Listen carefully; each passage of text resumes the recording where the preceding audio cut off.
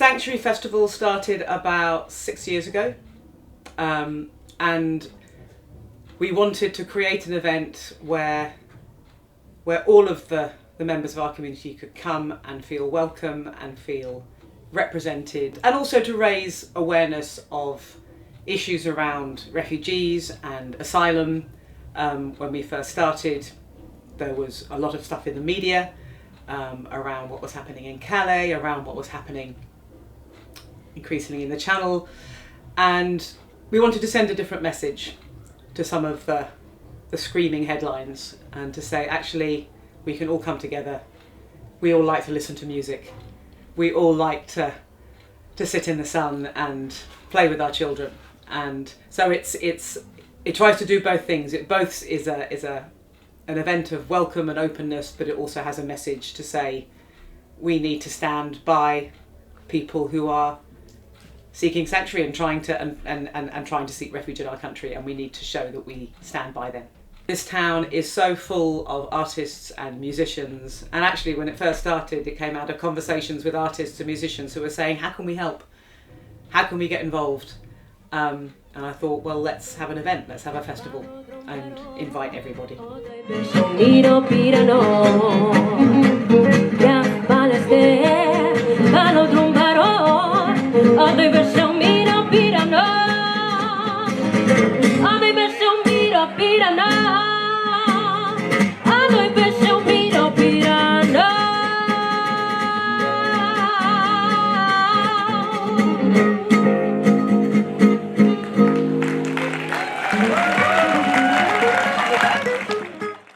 We set up Hastings Supports Refugees in 2015, and it was a response to the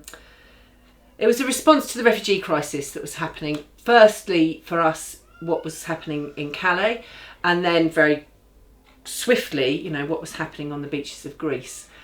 And it was just a pivotal moment. It was like, okay, you can stand and watch and do nothing and moan about it, or you can do something about it.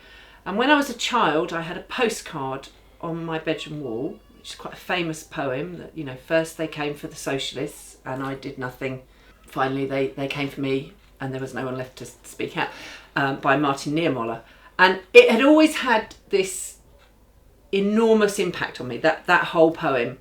I used to look at it all the time on my bedroom wall, and I used to think about what it meant. And it came to me then in 2015, am I going to be that person who doesn't speak out? Am I going to be that person who doesn't do anything?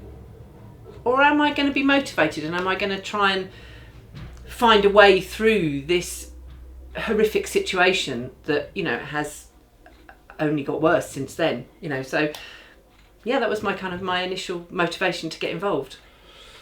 We're here working together with East Sussex Freedom from Torture to highlight the situation with people seeking asylum in this country and the conditions faced by refugees who have escaped from appalling conditions in many countries around the world. We are using this occasion to raise awareness of this, to gain support for a welcoming attitude towards refugees in this country, and to ask people to sign a letter to the local MP here in Hastings, asking her to raise our concerns with the Prime Minister and with the Home Secretary.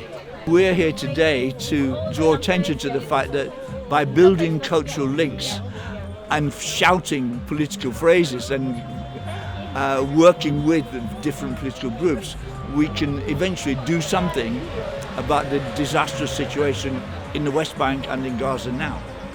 I read a report from Save the Children 2 days ago, which said that in Gaza, 80% of the children are suffering from some kinds of mental illness. It could be depression, it could be anxiety, it could be whatever it is, bedwetting, it could be whatever, because they've lived through so many wars. Even kids of 15 have lived through 2 or 3 different wars and bombings and so on. So my interest in Palestine solidarity is now very much rooted in the fact that these children in Gaza are suffering and have suffered, especially in the last 20 years.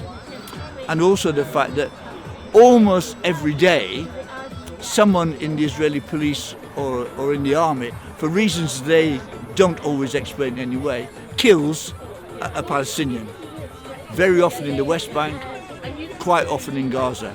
The big banner you see behind talks about Al-Mawazi, which is a very small town right at the bottom southwest corner of Gaza, close up against the frontier with Egypt. And we work with people from that town in all kinds of ways. For example, we organised a walk, a very short walk from Glen Gap to Hastings a few weeks ago, and the idea was to raise money to buy them the kind of equipment you're using now, to buy them the kind of internet access that they can't have because their electricity supply is cut off for large parts of the day. To the movie, and I go downtown, and everybody keeps telling me, don't you hang around. It's been a long time coming, but I know the change gonna come. Oh yes it will.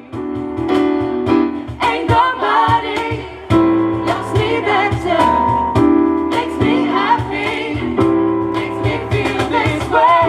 Ain't nobody loves me better than you. Everybody, oh, oh, oh, oh, oh. Ain't nobody loves me better, makes me happy, makes me feel this way. Ain't nobody loves me better than you.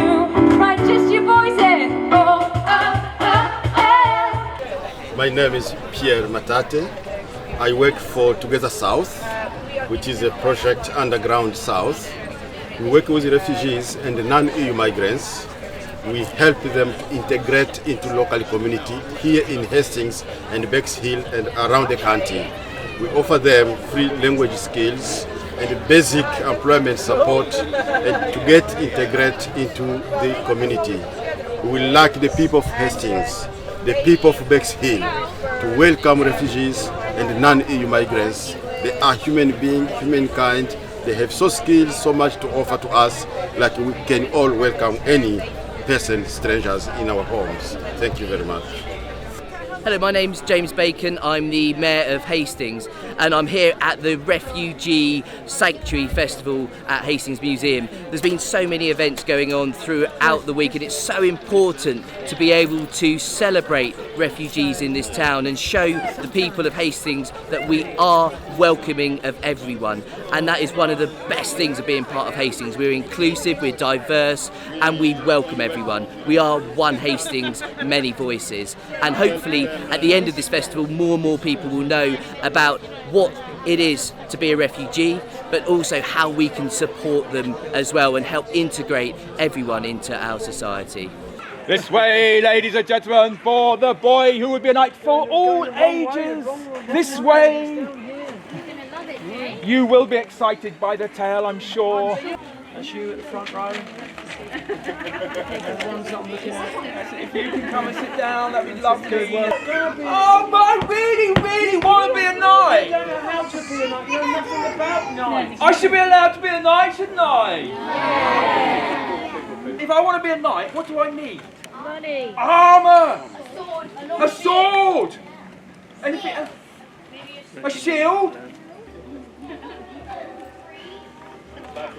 So, right. So. What is it? What about a long... A mi versión mira, mira, na. A mi versión